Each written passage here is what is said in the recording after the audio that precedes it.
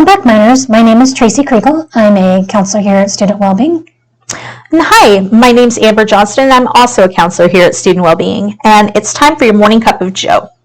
So Tracy, I recently watched a documentary on the history of video games, and it got me thinking. It got me thinking to not about a particular video game, but more about the mental health life lessons that I've learned from all my years in playing video games, and how it's helped me regulate my mental health. Wonderful. So life lessons we've learned from games. Right. Well, there's a lot of studies that are going on right now, and a lot of research in the field of psychology and video games and how they can be used to improve our mental health. There's actually even therapists that are getting certified in using video games in therapy. It's really kind of this up and coming thing. Nice. It's good to know. So let's kind of get into it and get started. So my first one, and we're doing this, by the way, as a part of a 2-part series, and so this is part 1. And the first part that we're doing is don't overthink or underthink. Ooh, that's a good one. So turn-based systems, they're really fun, or they can be really fun. They have an advantage because it gives you time to think, and they have one really big disadvantage. They give you time to think. So we have your basic types of video game systems. Is you have a live action video game system. That would be like the Legend of Zelda or Skyrim or something like that. It's something that happens in real time where you and whatever bad guy, other player, etc., so on and so forth, are in a situation, and it happens real time. There's not a whole lot of time to think there. It's a lot of what I call strategic button smashing. So you have to have a general overall strategy, but you also have to be able to react quickly. Quick action. Yes, it's live action. It happens right now. Then you have what are called the turn-based systems. So when I think of a turn-based system, that would be more like Pokemon. So in Pokemon, you and the other team are lined up, and you select your Pokemon ahead of time, and then they pull out their Pokemon, and you select the attack, and so forth. But each one takes an individual turn before the next person takes their turn, and it goes back and forth. Gotcha. And I kind of think of this as like Civil War battlefield, like you're on the battlefield, like opposing each other, and you're, makes sense, taking turns. Sure. Which is why it's called turn-based. Your turn, my turn. Your turn, my turn. Right. Live action isn't so much like that. Right. So, in the live action system, everybody's just doing this strategic, what I call strategic button smashing. You get this memory, muscle memory with your fingers, and you're trying to smash as quick as you can and get your hits in on the other player / bad guy. It's smash the magic or attack button while jackrabbiting in circles around the opponent, running in and out of range, or there's the infamous like hide and seek and camp and snipe over, and around objects and hide so you don't get caught. And I try to act like every single move I make is intentional. Yeah, like I totally meant to backflip backwards off the side of that cliff. To be honest, it's mostly just muscle memory from years of gaming at this point, because I've been gaming since I was like 6. So this is great. It's just muscle memory. And so in turn-based systems, you can't do that. You have to have everything planned out ahead of time. It's like that Civil War battlefield style, like I was talking about before. And you're only using the items and magic that you've collected through the course of the game. And your strategy is in what you use, what tool you use, not the angle that you're coming from or the direction that you're coming from. You're not going to be flanking Team Rocket throwing Pikachu at their backs. You're going to be in real-time games. That's exactly what you do, though. You are coming in and trying to find new ways. Like I said, you're jackrabbiting in circles around the bad guy, trying to keep it so he can't hit you. And it doesn't always go according to your plans, and you have to adapt very quickly. And regardless of what your strategy is setting out, in that second, the action goes down. You have to do your best to enact the strategy, but you have to just react. And it means pressing a whole bunch of buttons really, really quickly. And I can't begin to tell you the number of times I've button smashed myself to getting through a tough situation and have no idea at the end how I managed to get through it. Thank God you managed. Well, but haven't you had that situation, Tracy, where you've just had something bad happen and you've just reacted? Yeah, and you made it through it, and that's the important part. You finish. And in those situations, I didn't think. I was relying on mostly my muscle memory, and it was purely reacting to the situation I was in. In turn-based play, sometimes the players get caught up in the idea of how good their strategy is. Oh, I've got the perfect strategy. My deck's stacked, da-da-da-da-da. And you hear that. And I used to see this all the time in people that I knew that played a lot of those turn-based systems, like Final Fantasy, and they would flip into a real-time game. They'd walk up directly facing their enemy, all Civil War battlefield style, like no like guerrilla warfare whatsoever. We're not coming at them sideways. We're not flanking. I'm just going to walk straight up in front of you. I'm going to pull my magic sword of blah blah blah and go smash, you know. And then they get cut down because they planned ahead, but they didn't adapt to the situation. They didn't adapt to the fact that this is live action, and the mythical sword of blah, blah, blah is not enough, that you have to use that little bit of other types of strategy.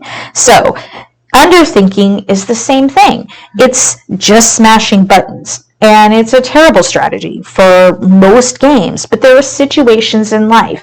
Like think of it if you've got a car that goes out of control and you have to get that car back into control. You are using your muscle memory and your experience as a driver to be able to get yourself back into control of a situation. So that's a situation where you're more about reacting. And think about with a test that's coming up. That's when you want to have that turn-based strategy, and you want to be thinking about, okay, these are the tools that I need to lay this out. But when you get in and you actually take the test, then you need that adaptability. I need to be able to think in the moment. Oh, I thought this was going to be an essay test. How do I adapt when it's all short answer? Right. Or multiple choice. Or multiple choice. Right. Or vice versa. Yeah. Like, what if I think it's going to be multiple choice and I walk in and now it's all essay? It's having that ability to adapt. And not to overthink it. Yes, and not to overthink it. Because all that time that I spend worrying about it and thinking about it, I've wasted that time. Right. Your brain becomes anxious about it. You're going to go the wrong direction. Whereas if you just be pliable, you just go with it, your brain's going to be able to acclimate to it, and you work through the process. Right. Yeah. I just take a deep breath and I just go, oh, this isn't what I planned like it was going to be. What do I do? How do I adapt to this? So in all of our lives, we have to plan ahead, but we also have to be prepared to throw it all out the window and live by the seat of our pants if the situation requires. Like, think of that, like, Mentos commercial where, like, the people, they do the crazy things and, like, they pop the Mentos and then rip the heel off their shoe, and now their shoes are flats and they adapt. We need to do that with our everyday life. Right, exactly. Absolutely. Life's a Mentos commercial. Yeah, it's pouring down rain outside. You don't have an umbrella, just run through the rain and have fun. Right. You don't need an umbrella. If we get stuck on the fact that things aren't going according to the way we planned, are we progressing forward? Are we getting done what we need to get done? Yeah. Don't overthink it. Yeah. Yeah. So real life is mostly about balance that we use in live action games. And just like turn-based systems and button smash games require different styles, those types of reaction only or strategic planning have specific places in our lives. So we have to look at each situation and say, is this a place I need to have strategic planning ahead, or is this a place I need to just react? And then use it accordingly. So sometimes there's just no time to think. Sometimes we have to make plans. Just go with it. Yeah. Yeah. So number 2, sometimes I have to do the repetitive stuff. but it plays off in the end. So grinding. Grinding is the hallmark of any RPG. For those of you who aren't aware, grinding is doing a very dull, repetitive task over and over and over again in order to achieve experience, money, like whatever. You're doing that same thing over and over and over again. Minecraft, Skyrim, Diablo 3, every RPG, we have to do it. It's just part of the game. And in some other types of games, we have to do it as well. And these repetitive tasks help us level up or get in-game currency, or advance our characters. And maybe you're mining resources in Minecraft to craft a certain material. Maybe in Skyrim, you're walking in circles in a particular region collecting alchemy supplies to craft a potion to sell. Whatever it is, it's boring and it's tedious. So why is it easier to do that, but hard to do our real life tedious tasks? Because I'm telling you, I can sit all day and do the tedious tasks in the video game. Most of us can. But when it comes to doing those normal tedious things we do in real life, we struggle. Right. I see that frequently, yeah. So the difference is sometimes it's easier to see the positive outcome of spending 3 hours walking around the Black Marsh looking for the elusive Crimson Nirnroot than spending 3 hours of our pages and pages of a given problem that you have to grind through for a class. So we're doing the math problem. It's maybe hard to see the positive results from it. It feels like busy work instead of when we're looking for the Nirnroot, it's a quest. And so somehow having that quest air, it makes it feel a little bit more exciting. So dishes, laundry, sometimes we just have to grind to get the things that we want. And ironically, often the same things we grind for in video games, like money and experience. Right, it's the number at the top of the corner of the game. Right, we're grinding literally for the same things. We just we expect the results to be as quick, or we want the results to be as quick. And when we were younger, we used to get a allowance. Yeah, like an allowance for doing these things. Right. But then when we're no longer getting paid to do our dishes, then sometimes it seems like a little bit less exciting. There's not a reward system. Right. Yeah. Not an obvious reward system, because coming home to a clean house is its own reward in some levels, but it's not that tangible, obvious reward like we get when we grind in a video game or when we were younger and we got, allowance money or whatever. It becomes less tangible. So, this being said, this doesn't address our lack of emotional energy or lack of motivation. And those are other reasons why we may feel a little bit less likely to want to do a task. And that's an entirely different topic for another day.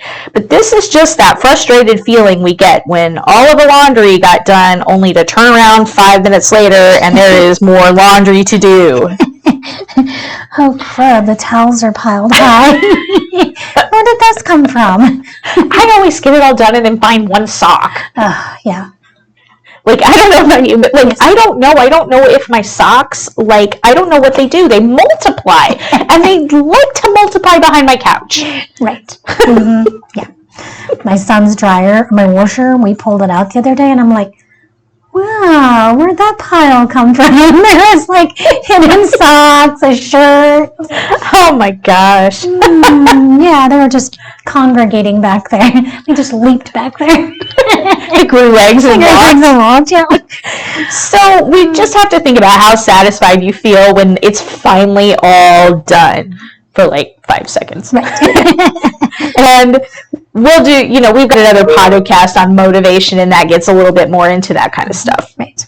So, number 3, sometimes you have to go off the beaten path, and sometimes you've got to make your own doorway. Woohoo. So, I learned this lesson from RPGs and puzzle games. Most of what I'm going to reference here has to do with the Zelda series. And when you're walking along in a game and boom, you come to a dead end. Zelda games are famous for this. And you have to find another way to get where you need to go. And in Zelda, you start pushing on blocks to see if a secret passage opens, or you look for a little crack in the wall. And it's a very distinct little crack because it's the same in all the Zelda games, going back to 1985 when the first one came out. Like, it's this very distinct crack. But you gotta look hard. It's pretty obvious. Yeah. Like, once you know what it looks like, it's like big glaring sign. There's a door here! Like... But if you're distracted, it's not going to be as obvious, right? Right! If you're distracted, or if you've never played a Zelda game before. But you playing these games, you learn that you have to look for certain signs that there's a secret passage here, there's another way, there's an alternative route. And I've not played Breath of the Wild yet, but I've heard some pretty inventive people have used other methods like to get through some of these doorways. But typically what you would do is in a Zelda game is you see the little crack and you put a bomb there and it blows a hole and you got a new door. Now, I've heard in the Breath of the Wild people doing some other crazy things and making doors appear. I gotta play that, but in other games, other RPGs, you talk to people, you look at walls, you try to find a way out, because it's not always the obvious route that gets you from point A to point B. Sometimes it's the back way. And so as a gamer, you know to look for these details that might change your circumstances, that might make things easier, that might give you a shortcut. But when we learn that the direct route doesn't always work, and you assume as a gamer that there's another way to get there. You assume if the path is blocked, that there is a built-in other path to get you where you want to go. But you know that that's part of the fun, is finding a different way, figuring out the puzzle, working through the problem. You don't automatically give up when the way is blocked. You think that was only one way to complete this. You know that there are other ways. Amber, when I'm hearing you talk, one of the things that's kind of coming to my mind is thinking, as people are playing video games, the things that I'm hearing you say that they're learning critical thinking skills. Absolutely. And maybe they haven't even recognized that those critical thinking skills are being fine-tuned, they're being developed, because it would be easy just to stop in that room and just not go on and just say, I'm done with this game, I quit. Right. Many times I've seen people, and even myself, just said, okay, I'm just frustrated, I need to take a break from this and come back to it, and then boom, there it is. Because you logically process, oh yeah, there's, like you said, the crack in the wall. Or you go around a different way and you find the solution to the problem. Right. It's exactly how life is.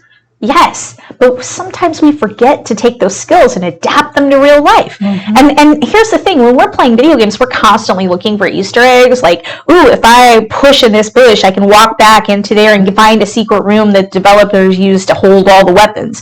Like, we learn these little tips and tricks and side things with these video games because we're constantly looking for new ways to use the tools that we have available to us. Do we do that in real life? Or do we let a bad thing that happens to us knock us on our rear end and feel like everything's over? Right. And I think I see some people who totally apply those skills, but then I see other people who can't see the light of day through the darkness sometimes. Right. And they become so overwhelmed, so stressed, and they forget to use those critical thinking skills. Right. And so I think people can learn to apply these skills they've learned through gaming to do that exact thing and say, wait, can I go around and use the back door? Can I look for that crack on the wall? Can I find an alternative route? What do I need to do? And so if you apply that to real life, is there a resource that can help me manage this? Right. Is there the back door? What is it that's going to help me be get through this game, you know, and that game's called life, you know, or, you know, be successful in this test, or what is it that's going to help me overcome this obstacle, whether that obstacle might be the wall in front of me, or that obstacle may be the test, or the obstacle may be a research project, or whatever it is, you know, that's maybe that, like your game that you're in, or the wall that's in front of you, or the path, or, you know, the enemy that's standing in front of you in that game. But it may just be that's that test that's in front of you, or that project, or, you know, maybe it's a partner, you know, that you're not getting along with. What is the skills that you need to apply to get through that? Yeah. Right. So the next one kind of plays in, it kind of springs off of this. And it says, number 4, things might be getting harder, but I'm becoming better and I'm leveling up. Awesome. So when we play games, and the games get progressively harder the longer we play, however, every challenge we face makes our character stronger. In a game, we look at this as leveling up. And we gain skills and abilities that help those tasks and the bosses that we struggled with earlier in the game be a little easier. So yeah, that boss that kicked your rear end when you were level 1, now you get to face 3 of him in a regular encounter, not even a boss fight. And so, however, this time it's not as big of a deal. And so what's different is the boss that you're facing, the former boss that you're facing, he's exactly the same. What's different is you. Your health bar increased, meaning you can handle more hits now, which would be like our equivalent of our resilience increasing. You have skills that you've developed. You've become better at doing the things that you need to do, and now that thing is no longer as scary. It's no longer as big. It's no longer as daunting. Your skills increased, and maybe your character even gained new abilities along the way. So think about it for yourself. So we're not stagnant. We're growing and changing as people as we live and grow and face challenges. And each of these, as we navigate our regular life, these things that we struggle with in the past become easier as we progress. Think about the first time you walked. And how hard that was, falling on your rear end. And now you don't even think about it. And everything in life is that way. The things you struggled with today will be easier tomorrow as you get new skills and your abilities level up. If your character's stuck in a spot because your level isn't high enough, do we just give up? Or do we go take that character out and gain new skills and abilities that will help us beat that boss that we're stuck on? We look for ways to increase the level on our characters. Why don't we do that for ourselves? So what does that look like in real life? Maybe it's getting a tutor. Maybe it's taking a class that'll expand our skill set. Sometimes it's watching YouTube videos that explain a concept half a dozen times or more while we practice it over and over again. It's doing that grinding I was talking about earlier. It's looking at the situation not as a personal failure, but instead as how do I need to grow and evolve in order to do the things I need to do to reach my goals. When I'm hearing you talk, I'm thinking back, when Pokemon first came out, I was remembering, we walked so many miles. I mean, it was so funny because, here in Rolla, there's several gyms, and there's places where you can play Pokemon. We went to Chicago, and oh my gosh, there were so many more places. And I remember at Halloween time, there were different characters that came out that were special, characters that you could catch. And, it was interesting because if you just simply give up because your power wasn't good enough to go to a specific gym, what happens? Yeah, you lose out. You lose out. But if you evolve your characters, your strength, right? Am I wrong? You evolve your strength, then you get to be able to go to a better gym. Right. Your CP, your combat power. Your combat power gets higher, and you get better, and you get stronger. And so, and you keep, adding, strength, and you get better, and you evolve over time. So, you think about it, how many active people do you have out there listening who are avid Pokemon, players. They keep getting stronger, they keep getting wiser, and it's just something that you keep doing. It's just like people in life. Right. We did an entire podcast earlier about leveling up and how to use SMART goals to achieve these things. And this kind of plays into a little bit what we talked about in that podcast, because we can create SMART goals to cover this. But the point of this particular point was that we look at when we lack skills to get done what we want to get done, we look at that not as a personal failure, but as an area where we need to do that leveling up skill, where we need to go in and gain those skills. Okay, I'm not terrible at this thing. I just need to figure out what I need to do to grind it out or learn what I need to do in order to get my level up to where I can take on this task. Perseverance. Exactly. Which I'm looking like one of the podcasts that I'm working on for the future is video games and what it teaches us about grit and resilience. Right. Keep going. So you don't just quit. Yeah. So we're going to go ahead and stop there for today, and we will be back next time with some more life lessons we learned about our mental health from video games. So thank you guys and have a great week. Thank you. For more information about mental health and wellness, contact Student Wellbeing at 204 Norwood Hall. And you can also give us a call at 573-341-4211. The song Happy Days is brought to us by music from www.free-stock-music.com. You can also add and follow us on Instagram, Twitter, and Facebook using our handle @S&T Wellbeing.